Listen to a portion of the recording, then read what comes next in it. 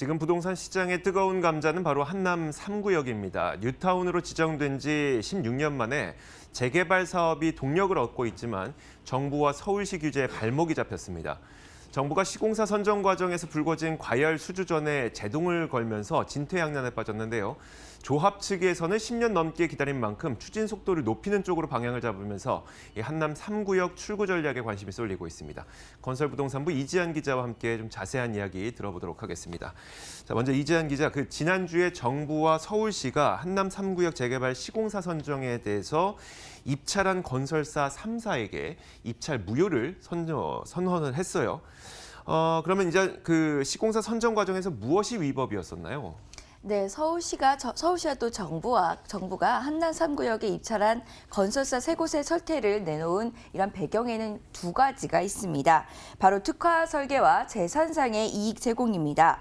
국토부와 서울시는 건설사가 내건 공약 가운데 20여 건이 도시 및 주거환경 정비법, 도정법 132조에 그 밖의 재산상 이익의 제공 의사를 표시하거나 제공을 약속하는 행위에 해당이 된다라고 지적을 하고 있습니다. 사업비와 이주비 등과 관련해서는 이런 재산상의 이익을 직접적으로 제공하는 것이다라고 봤고요. 또 분양가 보전과 임대주택 제로 공약은 시공과 관련이 없는 간접적으로 재산상의 이익을 약속한 것이다라고 판단하고 있습니다. 또 GS건설과 대리인산업이 내걸은 혁신 설계안에 대해서도 불필요한 수주 과열을 초래한 데다가 공공지원 시공사 선정 기준을 위반한 사례다라고 이렇게 판단을 하고 있습니다. 그렇다면 여기에 대해서 검찰 측에서도 혹시 세계 건설사를 대상으로 지금 조사에 착수를 했나요? 네, 국토교통부와 서울시가 검찰에 도정법 위반 혐의로 의뢰를 한 사건에 대해서 검찰이 현재 3개 건설사에 대해서 수사를 착수한 상황입니다. 사건은 서울 북부지검 기업범죄전담부인 형사 6부에 배당된 상황인데요. 검찰은 위반 소지가 있다라고 한 20여 건에 대해서 입찰 공약에 대해 조사를 하고 있는 상황입니다. 건설사들은 재개발 사업 수주를 위해서 조합원들에게 위법적인 이익 제공을 한 혐의를 받고 있는데요. 검찰 수사에서 위법 행위가 적발이 되고 또 유죄 판결을 받게 되면 2년간 이 시공사는 정비사업 입찰 참가 자격이 제한되게 됩니다. 대형 건설사 3사가 한꺼번에 검찰 수사를 받게 되면서 당분간 재개발과 재건축 등 정비사업 수주전은 꽁꽁 얼어붙을 것으로 전망되고 있습니다. 국토부와 서울시에서는 입찰 제안서가 문제가 있으니까 재입찰을 하라고 요구를 하고 있고 조합원은 당연히 여기에 대해서 반발을 할 수밖에 없을 것 같아요. 지난 28일에 열렸었던 조합총회에서도 재입찰에 대해서 조합원들이 굉장히 반발을 했다고요. 네, 지난주 28일 목요일이죠. 오후에 용산구 이촌동 한 종교시설에서 한남 3구역 조합총회가 열렸습니다. 조합에 참석한 조합원 대부분이 전면 재입찰에 대해서는 굉장히 반대하는 의견을 내비쳤는데요. 조합장은 수정 제안과 재입찰을 두고 의견을 조율할 예정이었는데 조합원 대부분이 재입찰에 대해서는 대부분인 부정적인 의견을 내비쳤습니다. 반대 이유는 바로 사업 지연 때문인데요. 현재 3개의 건설사의 입찰 제안서를 수정을 하더라도 사업 지연이 되는 마당에 재입찰을 처음부터 진행하게 된다면 시공사 선정 공고를 시작으로 입찰 전 과정을 처음부터 다시 해야 하는 부담이 있기 때문입니다.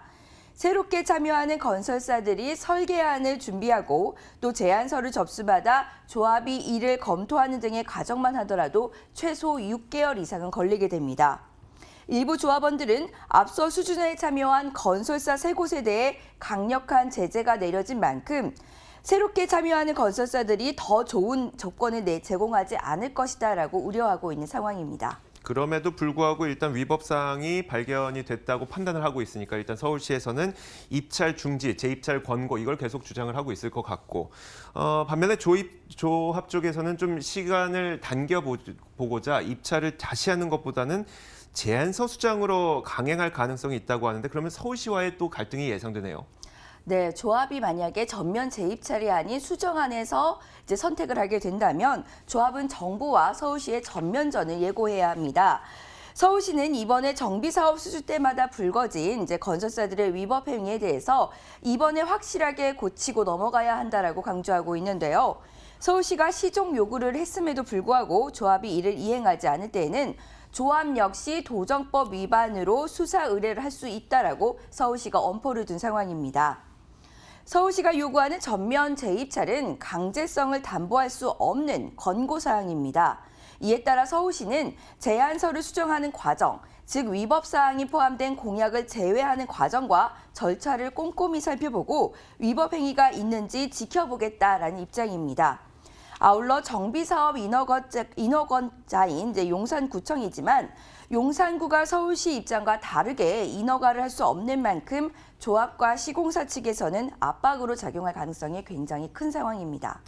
아무리 이 재입찰이라는 게 권고사항이고 강제사항이 아니라고 하더라도 이 서울시 측에서 조합 역시 도정법 위반으로 수사 의뢰할 수 있다고 하면 겁먹고 이건 네. 따를 수밖에 없을 것 같은데 어쨌든 그래서 만약에 그 재개발 조합이 그러면 우리가 재입찰을 추진하겠습니다라고 한다고 해서 마냥 행복한 것만은 아닌 것 같더라고요. 조합원 내부 사이의 갈등이 또 크게 불거질 수 있다고요. 네, 서울시와 정부의 압박에 못 견뎌서 정부가 전면 재입찰을 선택할 경우에는 조합 내부의 내홍을 각오를 해야 합니다.